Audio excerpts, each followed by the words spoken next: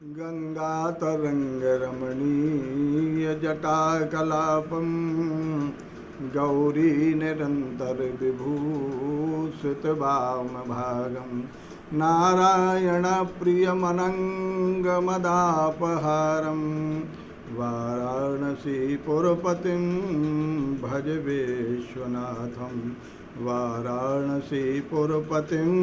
भज विश्वनाथं। श्रावण के महीने में भगवान शिव की आराधना का विशेष महत्व है, इसलिए पूरे श्रावण मास भर भगवान शिव की आराधना की जाए तो बहुत फलप्रद होती है। श्रावण मास भगवान शिव को अत्यंत प्रिय है। जैसे कार्तिक और वैशाख मास भगवान नारायण को प्रिय है, वैसे ही श्रावण मास भगवान शिव को प्रिय है। इसलिए प्रायः लोग पूरे श्रावण भर भगवान शिव की आराधना करते हैं। अगर ना कर सकें तो कम से कम सोमवार जो उनका दिन है, जो उन्हें बहुत प्रिय है, उस दिन शिव आराधना अवश्य करना चाहिए। यूँ तो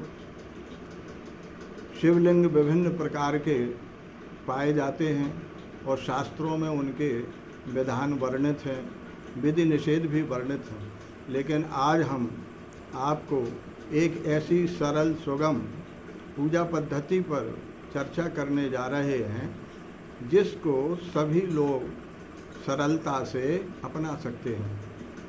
चाहे स्त्री हो, चाहे पुरुष हो, चाहे ब्राह्मण हो, चाहे ब्राह्मणेतर हो, बाल वृद्ध सभी और सभी जाति वर्ग के लोग इस पूजा को कर सकते हैं। और उस पूजा का नाम है पार्थिव पूजन। माने भगवान शिव की पार्थिव मूर्ति बनाकर, मिट्टी से मूर्ति बनाकर और उनमें प्राण प्रतिष्ठा करके फिर उनकी पूजा की जाती है। इसके लिए शुद्ध स्थान से मिट्टी प्रकट करें। वैसे बामी की मिट्टी बहुत उत्तम मानी जाती है और हराय नमः कहकर उस मिट्टी को लें, फिर उसमें जल मिला करके उसको गूँथें और पार्थिव शिवलिंग का निर्माण करें। शिवलिंग की आकृति अंगूठे से कम नहीं होनी चाहिए और एक बीते से अधिक नहीं होनी चाहिए। फिर माहेश्वराय कहकर शिवलिंग का निर्माण करके और शूलपाणये नमः कहकर उनकी प्रतिष्ठा करें। मन ही मन प्रार्थना करें, हे शूलपाणी भगवान शिव, आप इस मूर्ति में प्रतिष्ठित होइए। शुद्ध आसन पर बैठकर भगवान शिव की आराधना करनी चाहिए। उनके चरणों में पहले पाद्य निवेदित करें, यानी उनके चरणों को धोएं, फिर उनको अर्घ्य दें, फिर उनको आचमन कराएं, फिर स्नान कराएं। इसके बाद वस्त्र अर्पित करें, उनको गंध और अक्षत अर्पित करें, गंधाक्षत करें। यहाँ एक बात ध्यान देने की है कि जब शिवलिंग का निर्माण करें तो तुरंत ही एक छोटी सी मिट्टी की गोली बना करके और शिवलिंग के ऊपर लगा दें।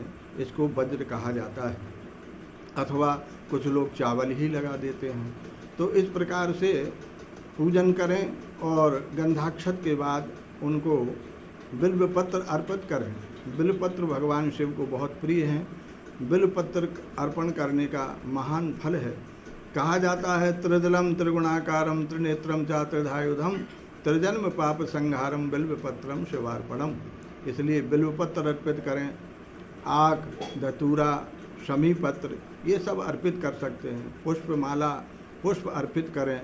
धूप दीप नैवेद्य उनको अर्पित करें, भोग लगाएं और इसके बाद आरती करके और भगवान शिव के पंचाक्षर मंत्र का जप करें। नमः शिवाय का जप करें या शिवाय नमः का जप करें। यह छोटी सी पूजा अनंत फल देने वाली है। इस पूजा के प्रताप से सभी लोग मनोवांछित फल प्राप्त कर सकते हैं।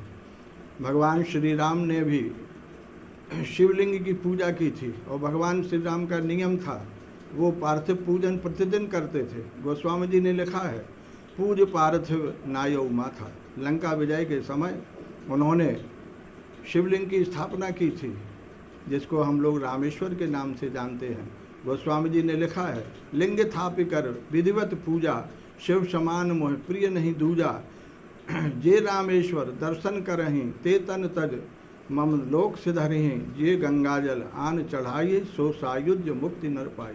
तो भगवान शिव धर्म, अर्थ, काम, मोक्ष चारों पुरुषार्थों को देने वाले हैं। आशुतोष कहे जाते हैं, तुरंत प्रसन्न हो जाते हैं।